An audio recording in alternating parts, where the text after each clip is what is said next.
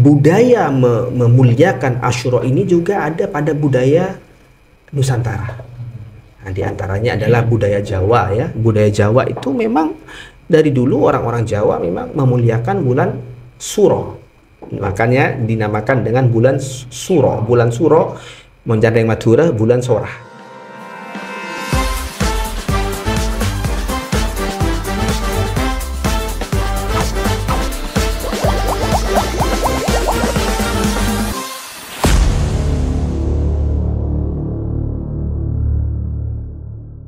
Assalamualaikum warahmatullahi wabarakatuh. Kembali lagi dengan saya Yazid Asyukron di podcast yang akan membahas tentang amaliyah dan anjuran di bulan Muharram. Sebagaimana kita telah ketahui bersama bahwa bulan Muharram adalah salah satu bulan suci yang dimuliakan oleh Allah. Antara lain adalah Dzulqa'dah, Dzulhijjah, Muharram, dan Rajab. Langsung saja, narasumber pada kali ini adalah beliau Kiai Haji Zaimuddin LC, yang mana beliau adalah dosen aktif Marhalah Tsaniyah Ma'had Ali Nurjadid. Assalamualaikum Kiai. Waalaikumsalam. Riwayat singkat pendidikan beliau sekolah dasar sampai madrasah Tsanawiyah ditempuh di Pondok Pesantren Nurul Quran, Kraksan, Probolinggo. Kemudian madrasah aliyah sampai S1 ditempuh di Al-Azhar. Kemudian S2-nya beliau ditempuh di UIN Sunan Ampel. Baik Kiai, demi menyingkat waktu, alhamdulillah kami telah menyediakan beberapa poin pertanyaan yang insya Allah akan dijawab oleh jenengan dengan jawaban yang komprehensif dan inklusif. Bismillahirrahmanirrahim. Yang pertama Kiai, silakan. Apa makna dan keistimewaan bulan Muharram dalam perspektif Islam? Bismillah, walhamdulillah, wassalatu wassalamu ala sayyidina Rasulillah wa alihi wa sahbihi wa man tabi'ahuda, amma ba'du.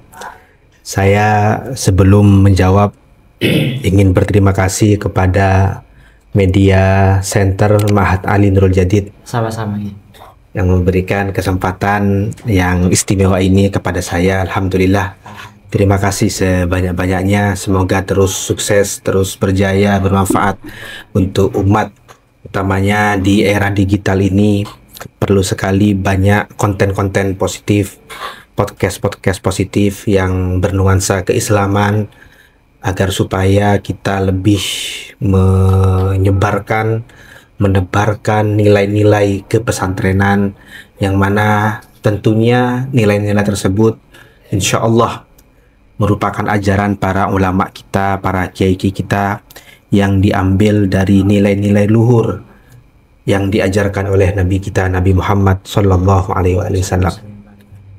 Tentang pertanyaan keistimewaan ya, keistimewaan bulan Muharram.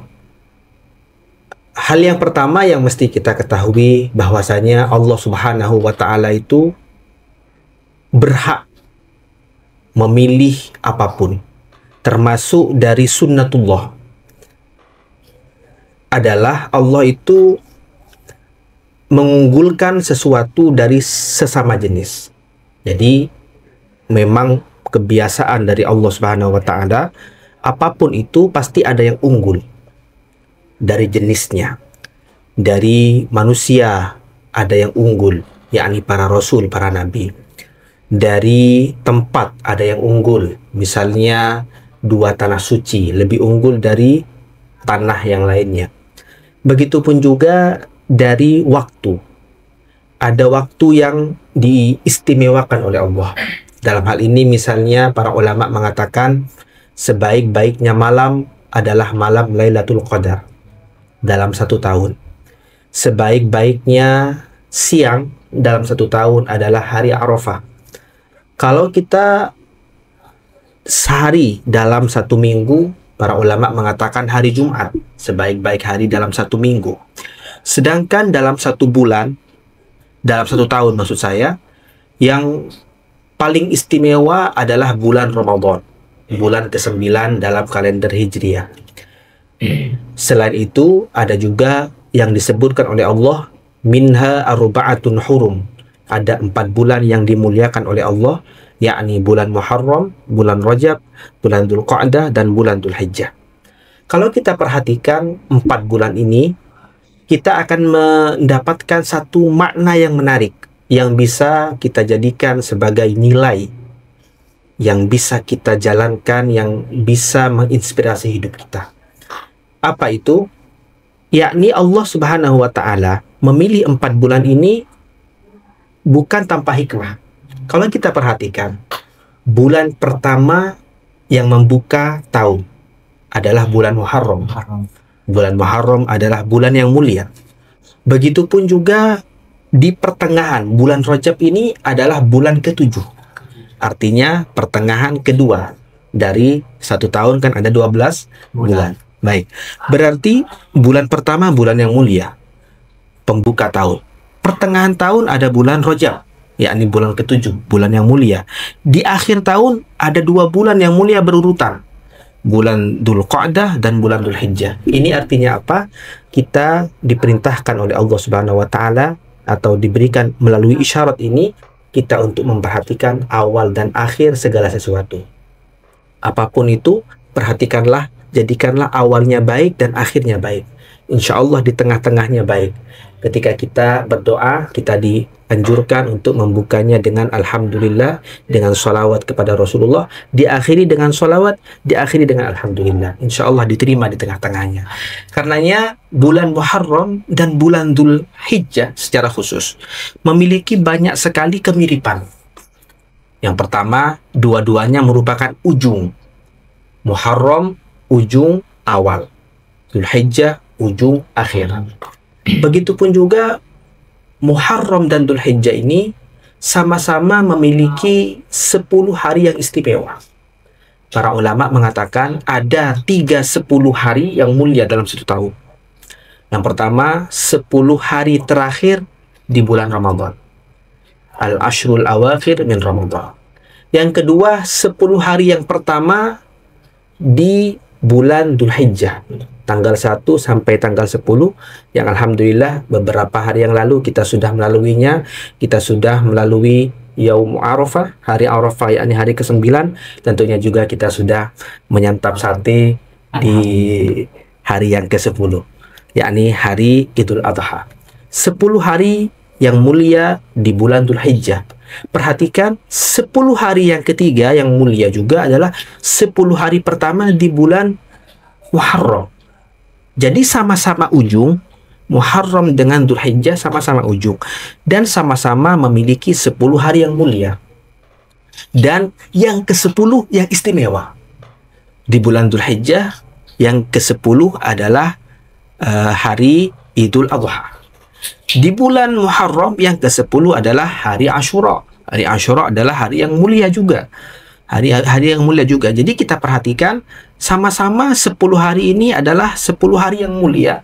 Sehingga kita diperintahkan oleh agama Islam agar supaya kita memperhatikan awal segala sesuatu, akhir segala sesuatu. Apalagi kemuliaan ini terkadang Allah Subhanahu wa Ta'ala mengkaitkan, menghubungkan kemuliaan sesuatu dengan sesuatu, meskipun juga terkadang Allah Subhanahu wa Ta'ala tidak menghubungkannya dengan apapun. Ada kemuliaan yang memang dari sononya memang mulia. Kita tidak tahu, ada sebab yang zahir yang menjadikan, yang terkait dengan itu, dan itu menjadikannya mulia. Tapi di hari-hari di bulan Muharram, di bulan Dzulhijjah, ada hal-hal yang berkaitan dengan itu. Ada hal-hal yang bisa kita katakan itu menjadi salah satu sebab kenapa kok mulia seperti itu. Makanya salah satu penyebab dari Muharram itu mulia, yang pertama adalah itu adalah pilihan dari Allah Subhanahu wa Ta'ala. Pilihan dari Allah. Kita tidak perlu tahu sebenarnya apakah ada sebabnya atau tidak ada sebabnya. Yang kedua, karena sebab bulan Muharram ini dipuji oleh Rasulullah. Rasulullah mengatakan Syahrullah Al-Muharram. Dalam satu hadis Rasulullah mengatakannya Syahrullah, bulannya Allah. Kalau tidak salah, Rasulullah tidak pernah menyebutkan bulan apapun dalam bulan-bulan Hijriyah ini disebutkan oleh Rasulullah dengan kata Syahrullah. Jadi idhafah ini idhafah litashrif, memuliakannya jadi syahrullah. Bahkan sebagian ulama mengatakan bahwasanya Muharram ini adalah bulan yang paling mulia setelah bulan Ramadan. Jadi setelah bulan Ramadan, yang paling mulia dari 4 bulan Al-Ashhurul Hurum ini adalah bulan Muharram itu sendiri. Jadi yang pertama adalah karena pilihan Allah, kemudian yang kedua karena dipuji oleh Rasulullah SAW, yang ketiga karena memang banyak sekali dalam sejarah Allah Subhanahu wa taala memberikan keistimewaan. Dan itu terjadi pada bulan Muharram ini, utamanya pada hari Asyura. Nabi Nuh alaihi salam wa ala nabiyyina shalatu wassalam diselamatkan oleh Allah dari banjir pada hari Asyura. Nabi Musa alaihi salam wa ala nabiyyina shalatu wassalam diselamatkan dari kejaran Fir'aun. Fir'aun juga ditenggelamkan oleh Allah pada hari Asyura. Dan banyak sekali kejadian-kejadian yang ada pada hari Asyura, di mana hari Asyura itu ada pada bulan Muharram. Bahkan kemuliaan bulan Muharram ini tidak hanya di kalangan umat Islam saja. Mulai dari dulu di zaman jahiliyah, pun orang-orang Arab jahili, mereka mengagungkan bulan Muharram. Di antaranya mereka tidak akan berperang di bulan Muharram. Sehebat apapun mereka ada konflik di antara mereka dengan lawan mereka, ketika mereka berperang misalnya, kemudian sampai pada bulan Muharram, mereka tidak akan perang. Tidak akan mungkin mereka berperang ketika mereka sedang ada masalah di bulan Muharram, mau berkelahi, diingatkan kalau ini bulan Muharram, mereka langsung berhenti atau gak jadi perang. Jadi seperti itu. Jadi mereka sejak dulu berpuasa, mereka sejak dulu memang mengagungkan bulan Muharram. Ini di jahiliyah. Begitupun juga Rasulullah SAW di masa-masa awal beliau menjadi nabi, beliau memang sejak dulu dalam satu riwayat Rasulullah itu memang berpuasa di hari Asyura, setiap hari Asyura. Setiap hari Asyura beliau berpuasa. Meskipun beliau ketika itu berada di Mekah. Kenapa? Karena Rasulullah itu apapun yang baik, selama tidak ada larangan Allah pada hal itu, meskipun tradisi ini tradisi dari jahiliyah bisa kita katakan ya, Rasulullah melakukannya. Rasulullah SAW suka melakukannya. Yang penting itu baik dan tidak ada larangan khusus dari Allah Subhanahu wa taala. Selama itu tidak ada, kalau ada larangan khusus, Rasulullah tidak akan melakukannya apapun itu. Jadi ini spirit inilah yang dipakai oleh ulama-ulama kita, kiai-kiai kita, kiai-kiai di Indonesia ini. Kalau kita tadi berbicara tentang budaya di zaman jahiliyah, kemudian budaya, kalau bisa kita katakan, sebagian budaya itu dilanjutkan oleh Rasulullah. Rasulullah berpuasa pada hari Asyura ketika di Mekah. Ketika di Madinah, Rasulullah melihat orang-orang Yahudi di Madinah berpuasa pada hari Asyura. Rasulullah bertanya, padahal Rasulullah berpuasa, memang sejak dulu berpuasa. Rasulullah bertanya, kalian ngapain sih berpuasa di hari ini? Rasulullah bertanya seperti itu kepada orang-orang Yahudi. Padahal Rasulullah berpuasa juga. Orang Yahudi berkata, ini adalah hari yang istimewa bagi kami. Nabi kami, Nabi Musa diselamatkan oleh Allah pada hari Asyura. Kalau begitu saya, kata Rasul, kalau begitu saya akan berpuasa, kata Rasulullah. Jadi memang Rasulullah senang melestarikan hal-hal yang positif selama tidak ada hal-hal yang dilarang oleh Allah. Makanya juga budaya memuliakan Asyura ini juga ada pada budaya Nusantara. Nah, di antaranya adalah budaya Jawa ya. Budaya Jawa itu memang dari dulu orang-orang Jawa memang memuliakan bulan Suro. Makanya dinamakan dengan bulan Suro. Bulan Suro menjadi Madura bulan Sorah. Bulan Sorah. Dalam bulan Suro banyak hal-hal yang sakral di kalangan kejawen, di kalangan budaya Jawa ya. Banyak hal-hal yang sekali yang sakral dan tidak jarang juga berbau-bau mistis ya, berbau mistis. Dan itu sebagaimana spirit Rasulullah, hal yang positif selama tidak bertentangan dengan larangan yang jelas dari Allah Subhanahu wa taala, kita boleh melakukannya. Makanya para ulama berusaha memadukan itu, memadukan budaya Jawa yang ada dengan ajaran-ajaran Islam. Makanya dalam budaya ini, dalam budaya di Jawa, di Madura juga ada istilahnya rokat. Rokat biasa dilakukan di bulan Sorah. Di bulan Suro ini ada banyak sekali budaya-budaya yang itu kalau kita lihat selama itu baik, selama itu mengajarkan kebaikan, membawa kepada kebaikan dan tidak melanggar larangan tertentu, itu garis merahnya, maka kita tetap boleh melakukannya. Jawabannya sangat memuaskan, Kiai. Kemudian yang nomor 2, Kiai, mengapa atau apakah tanggal 10 Muharram yang dikenal sebagai sebagai hari Asyura, kenapa kok dianggap istimewa oleh umat Muslim? Yang pertama, umat Islam itu suka mengenang hal-hal yang baik, suka mengenang hal-hal yang mengingatkan kepada nikmat Allah. Allah seringkali menyampaikan di Al-Quran tentang uzkuru nikmati, ingatlah nikmatku, ingatlah nikmatku. Wadzakirhum bi ayyamillah. Ingatkanlah mereka, wahai Nabi Muhammad, tentang ayyamillah, tentang hari-hari Allah. Apa hari-hari Allah? Hari-hari Allah adalah hari yang dimana Allah memberikan satu nikmat yang besar. Mungkin secara kasat mata, nikmat ini Allah berikan kepada perorangan. Namun efeknya kepada kemanusiaan, efeknya berdampak besar kepada manusia. Misalnya Nabi Allah Subhanahu wa taala menyelamatkan Nabi Nabi Yunus mengeluarkan Nabi Yunus dari perut ikan yang menelannya. Ini kan bisa dikatakan personal, namun dampaknya besar karena ini seorang nabi. Ya, ini seorang nabi dimuntahkan oleh ikan sehingga kembali lagi ke darat, kembali lagi kepada kaumnya, memberikan banyak manfaat, memberikan banyak petunjuk kepada kaumnya. Jadi Allah Subhanahu wa taala memberikan banyak sekali nikmat kepada manusia ini, dan diantaranya adalah nikmat-nikmat yang agung, nikmat-nikmat yang besar. Nikmat-nikmat yang besar inilah perlu kita ingat dan perlu kita mengingatkan. Ya, ini spirit ya, ini spirit. Seringkali guru saya, Syekh Ali Jum'ah, ketika beliau ditanyakan tentang permasalahan tertentu, beliau suka menjawabnya dengan kunci. Ini kunci. Kamu ingat kunci ini, insya Allah akan membantumu memahami banyak perkara.